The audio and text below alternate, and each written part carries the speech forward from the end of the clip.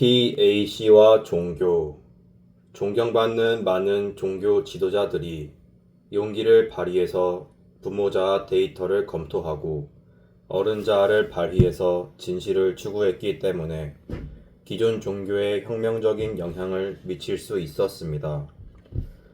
이 사실을 감안하면 여전히 많은 종교의 부모자아, 어린이자아의 특징이 남아있다는 것은 놀라운 일입니다. 훌륭한 것이 나쁘게 변하는 데에는 한 세대밖에 걸리지 않습니다. 경험에서 나온 추론이 독단적 신념으로 자리 잡는데도 한 세대로 충분합니다. 독단적 신념은 진실의 적이며 모든 인간의 적입니다. 그런 신념은 이렇게 말했습니다. 생각하지 마라. 인간 이하의 존재가 되라. 독단적 신념에 담긴 개념은 훌륭한 것일 수도 있고 나쁜 것일 수도 있습니다. 하지만 그 신념 자체는 아무 검증 없이 수용되었기 때문에 나쁩니다. 대다수 종교는 신도가 어린이 자아의 입장에서 권위주의적인 교리를 무조건 받아들이는 것이 신앙을 실천하는 행위라고 주장합니다. 따라서 완전히 배제되지는 않는다 해도 어른 자아의 개입이 상당히 제한될 수밖에 없습니다. 이 때문에 도덕이 종교라는 포장을 뒤집어 쓰면 이 도덕은 기본적으로 부모 자아의 태도를 보입니다. 부모 자아는 시대에 안 맞는 검증되지 않은 데이터가 많은 데다가 모순을 안고 있습니다. 앞에서도 말했듯 모든 문화마다 인간의 가치를 재는 방법이 다른데 이런 방법들은 부모 자아를 따라 전승된 것입니다. 따라서 부모 자아만으로는 인간의 가치에 대한 합의를 도출할 길이 없습니다. 부모 자아의 도덕은 모든 인간에게 적용되는 보편적인 윤리 개념을 발전시키는 대신 오히려 보편 윤리의 형성을 방해합니다. 왜냐하면 자신의 신념을 무조건 받아들이라고 강요하는 건 자기 긍정, 타인 긍정의 태도 형성을 방해하기 때문입니다. 종교에 대한 내 관찰은 기독교에 한정되어 있습니다. 사실 충분한 데이터를 수집할 만큼 많은 관찰을 할 수 있는 종교도 기독교밖에 없습니다.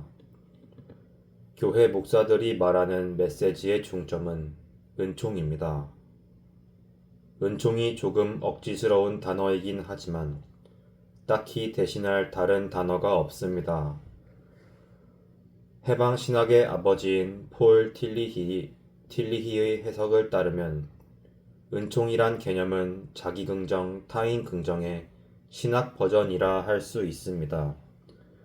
그것은 조건이 달린 수용이 아니라 조건 없는 수용입니다. 폴 틸리히는 예수에게 온 창녀 막달라 마리아의 이야기를 하면서 은총의 개념을 설명했습니다. 예수는 그 여인을 용서한 것이 아니라 그녀가 이미 용서받았다고 선언했습니다. 그녀의 마음 상태와 사랑에 대한 충만감은 무언가 중요한 변화가 그녀에게 일어났음을 보여준다. 나아가 틸리히는 그 여인은 용서받기 위해서가 아니라 이미 용서받았기 때문에 예수에게 온 것이라고 말합니다. 그녀는 예수가 사랑과 은총의 태도, 즉 자기 긍정, 타인 긍정의 태도로 자신을 받아줄 것임을 미리 알지 않았다면 아마 예수에게 다가가지 않았을 겁니다. 대부분의 종교인들은 이 개념을 제대로 이해하지 못합니다. 이 개념은 어른 자아만 이해되는데 많은 종교인들이 부모 자아의 지배를 받고 있기 때문입니다. 부모 자아는 다른 사람들에게 이런저런 조건을 붙이면서 이런 조건들을 충족해야 수용할 것이란 태도를 유지합니다. 반면에 어린이 자아는 부모 자아의 판결을 피하려고 수많은 게임을 고안합니다.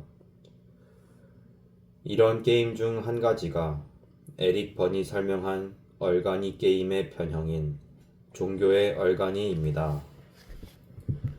이 게임은 죄인이 한 주 내내 벌이는 게임입니다.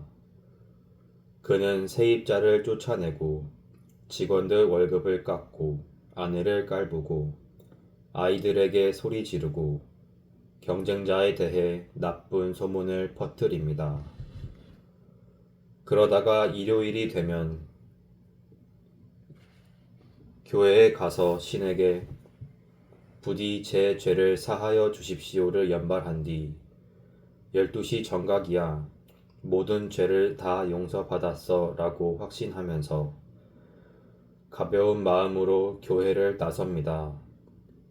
이것이 바로 그가 게임에서 받는 보상입니다. 모든 죄인이 이런 식으로 노골적인 게임을 하는 것은 아닙니다. 하지만 그들 내부에서 벌어지는 종교적 대화는 대부분 부모 자아, 어린이 자아 대화입니다. 그래서 그들은 자신들의 감정 태도가 정확히 무엇인지 확신하지 못한 채 선행과 악행의 점수를 매겨야 한다는 강박관념에 끊임없이 시달립니다. 폴 투르니에는 종교적 도덕성이 자유로운 은총 경험을 실수에 대한 강박적 두려움으로 바꿔놓는다고 말했습니다.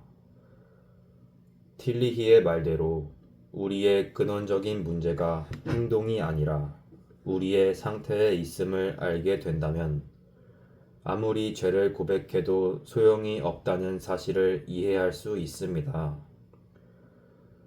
틸리히는 이렇게 말했습니다.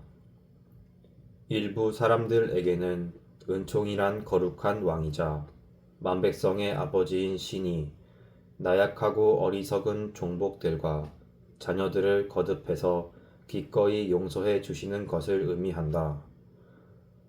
은총의 개념을 이런 식으로 받아들여서는 안 된다. 그런 생각은 인간의 존엄성을 파괴하는 유치한 발상에 지나지 않는다. 이런 식의 생각은 부정적인 감정을 더 키울 뿐입니다. 우리가 고백하고 인정하고 이해해야 하는 것은 행동이 아니라 감정 상태입니다.